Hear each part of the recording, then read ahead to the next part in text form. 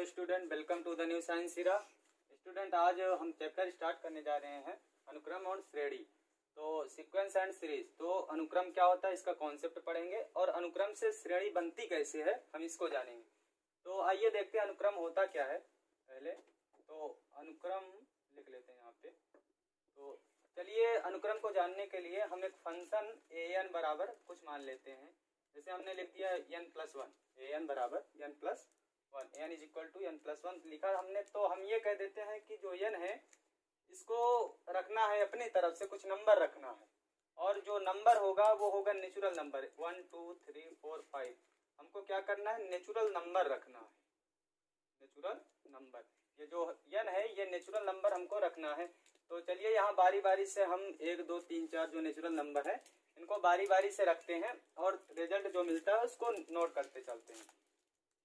तो यहाँ an है तो 1 रखेंगे तो a1 हो जाएगा और 1 यहाँ पे रखेंगे तो 1+1 2 हो जाएगा, ठीक है। और यहाँ पे अगर 2 रखेंगे तो ये a2 हो जाएगा और यहाँ 2+1 तो ये 2+1 हो जाएगा और ये हो जाएगा टोटल 3, ठीक है। और अगर यहाँ पे हम 3 रखेंगे, चूंकि हमको नेचुरल नंबर रखना है और एक मतलब क्रम से रखना है, ऐसा नहीं है 1 रखेंगे फिर 3 रखेंगे फिर 5 रख देंगे, ऐसा नहीं। 1 2 3 4 रखते जाना है और जो नंबर हमको मिलेगा उसको नोट करते चलना है, ठीक है। तो यहाँ पे 3 रखेंगे तो ये हो जाएगा 3+1 इज इक्वल टू 4। चलिए एक दो और नोट कर लेते हैं। अगर 4 रखेंगे तो ये हो जाएगा, 4 रखेंगे तो ये 4 हो जाएगा ना n की जगह पे, और ये हो जाएगा 4+1 इज इक्वल टू 5, ठीक है। तो और ऐसे ही अगर आप रखते जाएंगे, जितना रखेंगे आपको उतना मिलता जाएगा। नेचुरल नंबर तो इनफाइनाइट होते हैं, अगर आप इनफाइनाइट नंबर तक रखे जाएंगे तो यहाँ पर जो वैल्यू होगी वो इनफाइनाइट तक जाएगी, ठीक है। तो इसको हम क्रम से नोट कर लेते हैं। जैसे पहले हमने a1 जो पहला नंबर आया था a1, ये 2 हो गया, फिर 3 हो गया, फिर 4 हो गया, फिर 5 हो गया, ऐसे डाट डाट करके, ठीक है। इसको हमने नोट करा है। चलिए ये एक और फंक्शन इसी तरह मान लेते हैं, ठीक है। मान लीजिए हमने लिख दिया an is equal to n+1/2, ठीक है। पहले हम अनुक्रम को डिफाइन करेंगे, लेकिन पहले इसको हम अपने तरफ से कुछ फंक्शन मान ले रहे हैं n के पदों में। n के पदों में हम कुछ फंक्शन मान रहे हैं और इस फलन को, जो फंक्शन है, इसमें हम नेचुरल नंबर रखते जाएंगे और जो हमको रिजल्ट में मिलेगा उसको हम नोट कर रहे हैं। अगर यहाँ पे 1 रखेंगे तो क्या हो जाएगा 1+1/2, ये हो जाएगा 2/2 इज इक्वल टू 1, ठीक है। अगर 1 रखेंगे तो, अगर 2 रखेंगे तो a2 हो जाएगा, तो a2 और 2+1 मतलब ये हो जाएगा 2+1/2 इज इक्वल टू 3/2। और यहाँ पे अगर 3 रखेंगे तो ये हो जाएगा 3+1/2, तो 3+1/2 इज इक्वल टू 4/2, ठीक है। 4/2 इसको हम लिख सकते हैं 2 भी, 4/2 2 हो सकता है। और आगे ये देखो ये 4 हो जाएगा, 4 रखोगे यहाँ तो 4+1, 4+1/2 हो जाएगा इज इक्वल टू 5 हो जाएगा, ठीक है। तो इसको नोट कर लो कितना आया था। पहली बार जब हमने 1 रखा था तो 1 आया था, जब 2 रखा था तो 3/2 आ गया था, और अगर 3 रखा था तो ये आया था 2 आ गया था, और 4 रखा था तो ये 5 आ गया था। ऐसे ही था ना, हाँ ठीक है। और अगर हम ऐसे नंबर रखते जाते तो ये आगे वैल्यू ऐसे बढ़ती जाती, ठीक है। तो हमने ये देखा है कि हम नेचुरल नंबर रख रहे हैं। क्या रख रहे हैं, नेचुरल नंबर रख रहे हैं, और जो वैल्यू आ रही है वो क्या है, यहाँ पे 2 3 4 ये तो नेचुरल यहाँ पे आई, लेकिन यहाँ पे 1,3/2 रेशनल नंबर, परिमेय संख्या आ गई, तो रेशनल नंबर यहाँ पे आ गई है, ठीक है। तो इसका मतलब कि नेचुरल तो हम रखेंगे अपनी तरफ से, ये तो हम कर सकते हैं, लेकिन सॉरी रेशनल नंबर, ठीक है।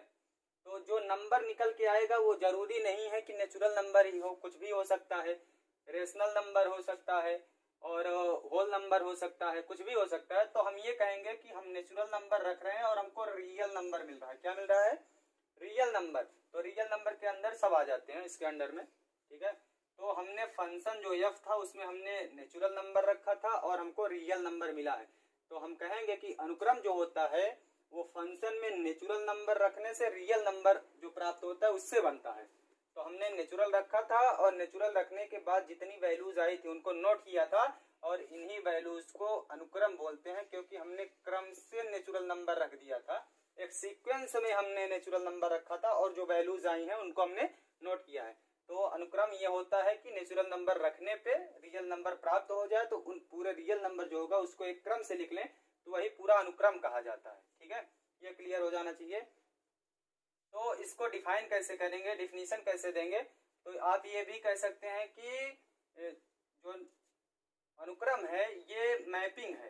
क्या है मैपिंग? आपने फंक्शन चैप्टर अगर पढ़ा होगा तो उसमें होगा कि एक मैपिंग है नेचुरल नंबर से रियल नंबर में। मतलब एक फलन हमने बनाया है, कहाँ से? नेचुरल नंबर से रियल नंबर। ये रियल नंबर का सेट बी है और ये नेचुरल नंबर का सेट ए है। सेट ए से सेट बी में हमने क्या किया है? एक रिलेशन हमने डिफाइन किया है, एक फंक्शन हमने बनाया है। तो नेचुरल नंबर से रियल नंबर में अगर कोई रिलेशन हमने डिफाइन कर दिया तो वो क्या कहा जाएगा? अनुक्रम हो जाएगा। ठीक है, तो चलिए देखते हैं इसके आगे। तो ये तो क्लियर हो जाना चाहिए कि जो अनुक्रम है वो नेचुरल नंबर से रियल नंबर में एक मैपिंग है, एक फलन है। ठीक है, नेचुरल नंबर से रियल नंबर में एक फलन अगर है कोई तो वो अनुक्रम कहा जाएगा। चलिए इसी तरह से हम ये मान लेते हैं, एक फंक्शन और मान लेते हैं, an इज इक्वल टू 2 की पावर n लिख देते हैं। ठीक है, फंक्शन तो हम अपनी तरफ से कुछ भी बना सकते हैं। तो इसमें भी हम क्या करते हैं, वही नेचुरल नंबर रखेंगे। तो नेचुरल नंबर पहले 1 रखेंगे तो a1 हो जाएगा। तो a1 यहाँ पे हुआ और 1 यहाँ पे रखेंगे तो 2 की पावर 1 इज इक्वल टू 2 ही हो जाएगा। अगर 2 रखेंगे तो यहाँ पे a2 हो जाएगा और यहाँ पे 2 की पावर n है तो 2 की पावर 2 हो जाएगा। अगर 3 रखेंगे 3 रखेंगे तो यहाँ 2 की पावर 3 हो जाएगा। अगर 4 रखेंगे तो a4 2 की पावर 4 हो जाएगा। ठीक है, इस तरह से। तो इसको हम क्रम से जो हमको रिजल्ट वैल्यू मिली है इसको हम नोट कर लेते हैं, 2 की पावर 2 2 की पावर 3 2 की पावर 4 डॉट डॉट इस तरह से। इसको हमने नोट कर लिया। तो ये एक अनुक्रम कहा जाएगा क्योंकि हमने बारी बारी से नेचुरल नंबर रखा है और जो रियल नंबर हमको प्राप्त हुए हैं उनको हमने नोट किया है। यहाँ पे तो नेचुरल ही मिला हमको। जरूरी नहीं है कि हर फंक्शन में नेचुरल नंबर ही हमको मिले, हो सकता है रेशनल नंबर मिल जाए, होल नंबर मिल सकता है, कुछ भी कोई भी टाइप का नंबर हमको मिल सकता है, तो वो सब रियल के अंदर आ जाते हैं। ठीक है, तो ये अनुक्रम हो गया कि अनुक्रम ऐसा होता है कि उसमें नेचुरल रखेंगे और रियल नंबर मिलेगा फंक्शन में, तो वो जो पूरा रियल नंबर निकल के आता है उसको अगर हम क्रम से लगा देंगे तो वो पूरा कहा जाएगा कि अनुक्रम है, एक सीक्वेंस है। ठीक है, तो इतना क्लियर हो जाना चाहिए। तो चलिए आगे देखते हैं। ये जो अनुक्रम हमको मिले हैं, हमने तो 2-3 अनुक्रम डिफाइन किया है, आप कई बना सकते हैं। जैसे an बराबर an लिखिए, आप fn लिखिए, मतलब किसी तरह से आप डिनोट कर सकते हैं। an लिखिए, fn लिखिए, yn लिख सकते हैं आप। तो इसमें आपको क्या करना होगा, नेचुरल नंबर रखेंगे तो y1 y2 y3 ऐसे मिलते जाएंगे। ठीक है, तो जो y1 जैसे a1 हमने निकाला था ऐसे y1 y2 y3 मिल सकते हैं। तो a1 को बोला जाता है अनुक्रम का पहला पद। क्या बोला जाएगा?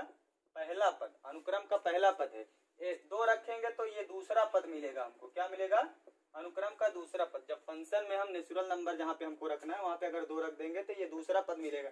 अगर यहाँ पे 3 रख देंगे तो तीसरा पद मिलेगा। अगर 4 रखेंगे तो चौथा पद, फर्स्ट स्टेप सेकंड स्टेप ऐसे मिलता हमको चला जाएगा। तो ये सब अनुक्रम के पहले दूसरे तीसरे चौथे इसी तरह से पद कहे जाते हैं। ठीक है, तो जो अनुक्रम हमको प्राप्त हुआ है, अगर इस अनुक्रम को हम किसी संक्रिया द्वारा व्यक्त करें, संक्रिया किसी ऑपरेशन द्वारा, यहाँ साइड में देख लीजिए संक्रिया। ठीक है, तो संक्रिया मतलब ऑपरेशन। ठीक है, किसी ऑपरेशन द्वारा, ऑपरेशन हम जानते हैं मैथ में ऑपरेशन 4 तरह का होता है।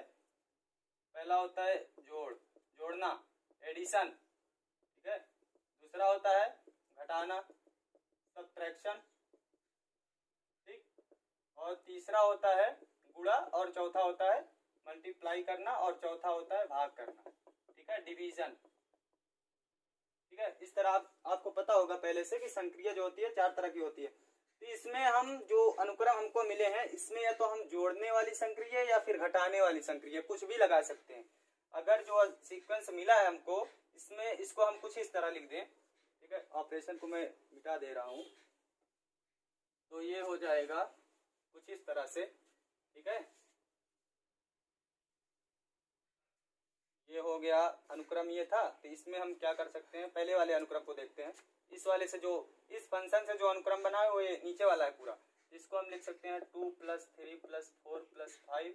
अगर इसको हम इस तरह लिख दें 5 प्लस डॉट डॉट करके ऐसे पूरा, तो ये पूरा श्रेणी कहा जाता है। क्या कहा जाएगा? ये श्रेणी। अगर हम अनुक्रम के सभी पदों में जोड़ या फिर घटाने वाली कोई संक्रिया लगा दे, वैसे जनरली प्लस का चिन्ह लगा दे। प्लस का मतलब ये नहीं हुआ कि हमको जोड़ना है, प्लस का मतलब ये है एक कड़ी से दूसरी कड़ी जुड़ गई, मतलब पहले पद से दूसरे पद जुड़ गया है एक लाइन से हमको, मतलब जैसे हम लोग ये देखे हैं जैसे माला होती है फूलों वाली, तो उसमें हम बारी बारी से एक एक फूल को धागे के अंदर डालते जाते हैं तो वो पूरा एक माला तैयार हो जाती है। ठीक है, उसी तरह से हमको पहला पद प्लस दूसरा प्लस तीसरा इस तरह से करेंगे तो एक सीरीज बन जाएगा। क्या बन जाएगा? एक सीरीज बन जाएगा, एक श्रेणी बन जाएगी, एक श्रृंखला तैयार हो गई जिससे कि सारे पद एक क्रम से प्लस चिन्ह द्वारा व्यक्त किए गए हैं। अगर अनुक्रम में हम प्लस चिन्ह लगा के उसको पूरा लिख दें तो वो श्रेणी कहा जाएगा। अनुक्रम में सिर्फ इतना करना है कि प्लस का चिन्ह लगा देना है सभी पदों के बीच में, तो वो श्रेणी कहा जाएगा। ठीक है, तो चलिए इसके आगे देखते हैं कि ये श्रेणी तो हो गया अनुक्रम के सभी पदों में। अगर हम ये जो दूसरा वाला है इसमें भी ऐसे कर सकते हैं 1 + 3/2 + 2 + 5, ऐसे जो भी पद आए हुए हैं सबको अगर हम ऐसे कर लें 5/2 होगा, सॉरी यहाँ पे 5/2 पहले से गलती हो गई। ठीक है, 5/2 ऐसे जितने भी इसके स्टेप आएंगे सबको अगर हम प्लस द्वारा लिख दें तो ये कहा जाएगा कि ये श्रेणी बन गया। अब अनुक्रम श्रेणी बन गया, एक सीरीज बन गया, सब श्रृंखला में व्यक्त हो गए हैं। ठीक है, एक श्रृंखला के द्वारा व्यक्त कर दिए गए हैं। ठीक, इसके बाद हम ये देखते हैं कि जो श्रेणी है, ठीक है, ये कई टाइप से बनी हुई है। पहली वाली श्रेणी ये है, दूसरी वाली ये है, तीसरी वाली ये है।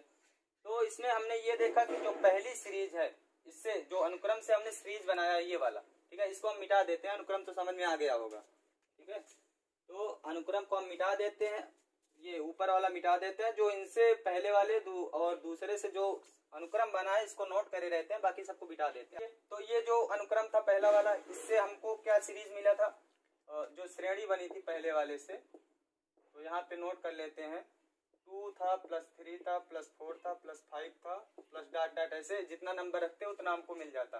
ठीक है, जितना अनुक्रम के सभी एलिमेंट हैं सब में हमने प्लस का लगा दिया साइन, तो वो सब एक श्रेणी बन गए। ठीक, और सेम ऐसे दूसरा वाला जो था इसको लिख सकते हैं 1 + 3 + 2 + 5/2 +... ठीक, और तीसरा वाला जो है ये है 2 + 2 का स्क्वायर + 2 का क्यूब + 2 की पावर 4 ऐसे ... करके। ठीक है, तो ये 3 श्रेणी बनी। हमने चूंकि 3 अनुक्रम लिखे थे, 3 फंक्शन लिखे थे, तो उनसे 3 अनुक्रम हमने बनाया था। नेचुरल नंबर रखा था और रियल नंबर हमको मिले थे, तो वही रियल नंबर अगर हम कॉमा लगा के लिख दें तो अनुक्रम होते हैं, और उन्हीं को अगर प्लस या माइनस साइन द्वारा लिख दें तो वो पूरा श्रेणी बन जाता है।